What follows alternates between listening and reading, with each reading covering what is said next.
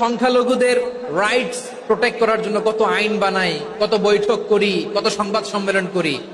বিষ্ণু সাল্লাল্লাহু আলাইহি ওয়াসাল্লাম সংখ্যালঘুদের রাইটস এর ব্যাপারে, অধিকারের ব্যাপারে যে কথা বলেছেন, শুনলে আপনি অবাক হয়ে যাবেন।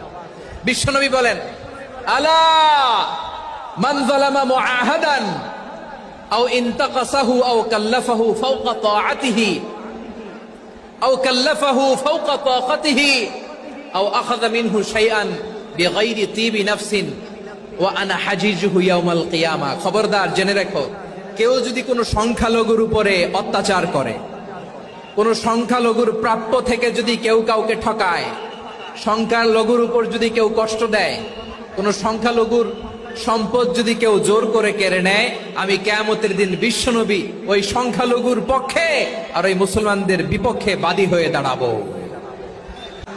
আপনি নামাজি, আপনি মুসল্লি, আপনি হাজী সাহেব, তাহাজ্জুদ পড়তে পড়তে কপালে দাগ ফেলে দিছেন, আপনার প্রতিবেশী হিন্দু, ভাবছেন আমার তো পাওয়ার আছে, ওর জমিটা দখল করি। বিশ্বনবী বলেন, কিয়ামতের দিন ওই হিন্দুর পক্ষে তোর বিরুদ্ধে আমি বাদী হয়ে দাঁড়াবো।